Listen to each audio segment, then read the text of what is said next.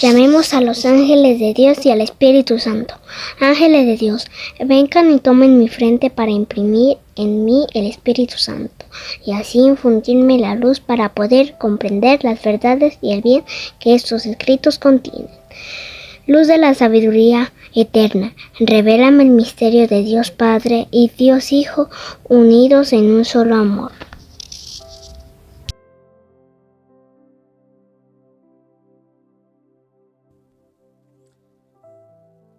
Daniel, capítulo 11, del 40 al 45. Al tiempo del fin, el rey del mediodía se enfrentará a él. El rey del norte irrumpirá contra aquel con carros, jinetes y numerosas naves. Entrará en sus tierras, las invadirá y atravesará. Vendrá a la tierra del esplendor, donde caerán muchos, pero de sus manos escaparán los siguientes: Edom, Moab y los restos de los amonitas. Extenderá su mano sobre los países, ni el país de Egipto escapará. Se apoderará de los tesoros de oro y plata y de todos los objetos preciosos de Egipto. Libios y cusitas le seguirán. Pero noticias venidas del oriente y del norte le turbarán. Saldrá entonces con gran furor, con ánimo de destruir y exterminar a muchos. Plantará sus tiendas reales entre el mar y el santo monte de la tierra del esplendor. Entonces llegará a su fin y nadie vendrá en su ayuda. Capítulo 12. En aquel tiempo surgirá Miguel, el gran príncipe que defiende a los hijos de tu pueblo. Será aquel un tiempo de angustia como no habrá habido hasta entonces otro desde que existen las naciones. En aquel tiempo se salvará tu pueblo, todos los que se encuentran inscritos en el libro. Muchos de los que duermen en el polvo de la tierra se despertarán, unos para la vida eterna, otros para el oprobio, para el horror eterno. Los doctos brillarán como el fulgor del firmamento, y los que enseñaron a la multitud la justicia como las estrellas por toda la eternidad. Y tú, Daniel, guarda en secreto estas palabras y sella el libro hasta el tiempo del fin.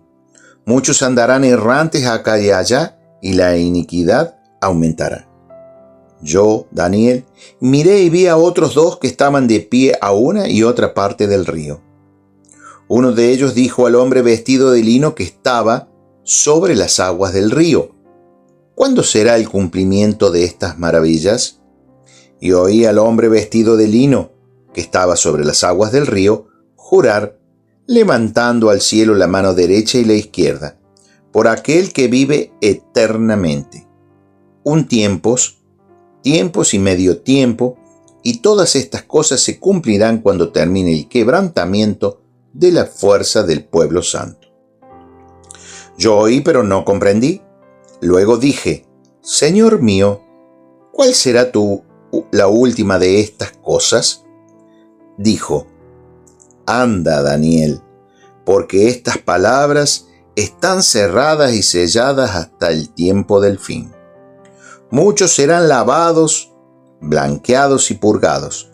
Los impíos seguirán haciendo el mal. Ningún impío comprenderá nada, solo los doctos comprenderán. Con tanto, desde el momento en que se ha abolido el sacrificio perpetuo e instalada la abominación de la desolación, 1290 días. Dichoso aquel día que sepa esperar y alcance 1335 días. Y tú, vete a descansar, te levantarás para recibir tu suerte al fin de los días. Capítulo 13, de 1 al 13. Vivía en Babilonia un hombre llamado Joaquín. Se había casado con una mujer llamada Susana, hija de Gilquías, que era muy bella y temerosa de Dios. Sus padres eran justos y habían educado a su hija según la ley de Moisés. Joaquín era muy rico tenía un jardín contiguo a su casa, y los judíos solían acudir donde él, porque era el más prestigioso de todos. Aquel año habían sido nombrados jueces 2 ancianos, escogidos entre el pueblo, de aquellos de quienes dijo el Señor: la iniquidad salió en Babilonia de los ancianos y jueces que se hacían guías del pueblo. Venían estos a menudo a casa de Joaquín, y todos los que tenían algún litigio se dirigían a ellos. Y cuando todo el mundo se había retirado ya, a mediodía, Susana entraba a pasear por el jardín de su marido. Los 2 ancianos que la veían entrar a pasear todos los días empezaron a desearla. Perdieron la cabeza dejando de mirar hacia el cielo y olvidando sus justos juicios.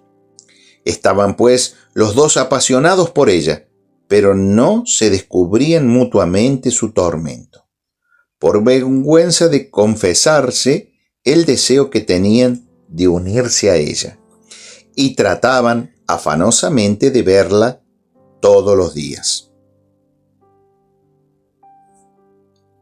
Palabra de Dios, te alabamos, Señor. Eclesiástico, capítulo 28, versículo 1 a 12. El hombre vengativo sufrirá la venganza del Señor, que llevará cuenta exacta de todos sus pecados. Perdona el agravio a tu prójimo y entonces, cuando ores, serán absueltos tus pecados. Si un hombre mantiene su enojo contra otro, ¿cómo pretende que el Señor lo sane? No tiene piedad de un hombre semejante a él y se atreve a implorar por sus pecados. Él, un simple mortal, guarda rencor. ¿Quién le perdonará sus pecados? Acuérdate del fin y deja de odiar. Piensa en la corrupción y en la muerte y sé fiel a los mandamientos. Acuérdate de los mandamientos y no guardes rencor a tu prójimo. Piensa en la alianza del Altísimo y pasa por alto la ofensa. Evita los altercados y pecarás mucho menos, porque el hombre iracundo enciende las disputas. El pecador siembra la confusión entre los amigos y crea división en los que vivían en paz. El fuego arde según el combustible, y la disputa se enciende en la medida del empecinamiento. Según sea su fuerza, será la furia de un hombre, y según su riqueza, dará libre curso a su ira.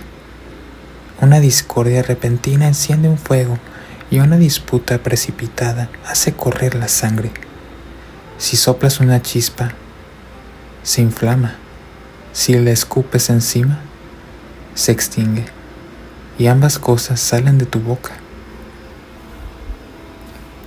Padre, te da gloria a tu Hijo en el Espíritu Santo, como era en el principio, es ahora y siempre, por los siglos de los siglos. Amén.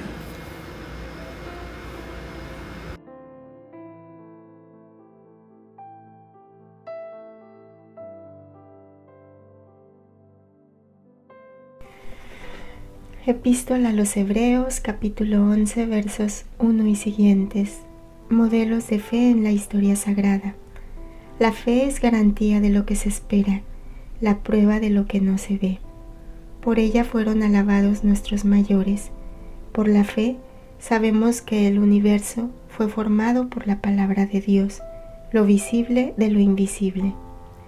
Por la fe ofreció Abel a Dios un sacrificio mejor que el de Caín.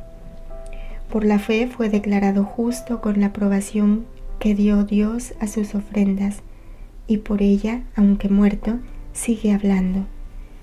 Por la fe Enoc fue trasladado sin ver la muerte, y no se le halló porque lo trasladó Dios. Pero aún antes de su traslado recibió el testimonio de haber agradado a Dios. Ahora bien, sin fe es imposible agradarle, pues el que se acerca a Dios ha de creer que existe y que recompensa a los que le buscan. Por la fe, Noé, advertido sobre lo que aún no se veía, con religioso temor construyó un arca para salvar a su familia. Por la fe, condenó al mundo y llegó a ser heredero de la justicia según la fe. Por la fe, Abraham, al ser llamado por Dios, obedeció y salió para el lugar que había de recibir en herencia, y salió sin saber a dónde iba. Por la fe peregrinó hacia la tierra prometida como extranjero, habitando en tinieblas, lo mismo que Isaac y Jacob, coherederos de las mismas promesas, pues esperaba la ciudad asentada sobre cimientos, cuyo arquitecto y constructor es Dios. Por la fe también Sara recibió, aún fuera de la edad apropiada, vigor para ser madre, pues tuvo como digno de fe al que se lo prometía, por lo cual también de uno solo y ya marcado por la muerte, nacieron hijos numerosos como las estrellas del cielo, incontables como la arena de las playas. En la fe murieron todos ellos, sin haber conseguido el objeto de las promesas, viéndolas y saludándolas desde lejos, y confesándose peregrinos y forasteros sobre la tierra. Los que así hablan claramente dan a entender que van en busca de una patria, pues si pensaban en la que habían abandonado, podían volver a ella. Por el contrario, aspiran a una mejor, a la celestial. Por eso, Dios no se avergüenza de ser llamado su Dios, pues les tenía preparada una ciudad. Por la fe, Abraham, sometido a la prueba, ofreció a Isaac como ofrenda, y el que había recibido las promesas ofrecía a su único hijo, respecto del cual se le había dicho: por Isaac tendrás descendencia. Pensaba que poderoso era Dios aún para resucitarlo de entre los muertos, por eso lo recobró como símbolo. Por la fe bendijo Isaac el fruto de Jacob y Esaú. Por la fe Jacob, moribundo, bendijo a cada uno de los hijos de José y se postró apoyado en el extremo de su bastón. Por la fe José, al final de la vida, evocó el éxodo de los israelitas y dio órdenes respecto de sus huesos. Palabra del Señor. Gloria a ti, Señor Jesús.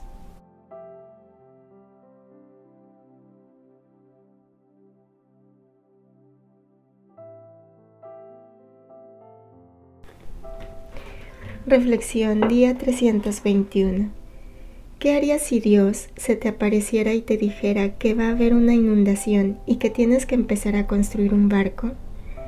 O si te pidiera que dejaras tu casa sin llevarte nada y que fueras a un lugar que nunca antes has visto, ¿lo construirías? ¿Irías? Es fácil pensar que quienes han seguido la voluntad de Dios en el pasado contaban con algo que nosotros no tenemos, algún conocimiento especial o un don. Pero el hecho es que no era así. Lo que tenían era la fe. La fe es fundamento de las cosas que se esperan, prueba de las que no se ven. La verdad es que Noé, Abraham, Moisés creyeron aún sin haber visto. Tenían la profunda convicción de que Dios los llevaba por un camino, y aunque no podían ver dónde iban o lo que les esperaba al final de él, confiaron plenamente en Dios. Nuestra fe requiere el mismo compromiso y confianza en Dios, y nosotros, a este lado de la cruz, tenemos una ventaja.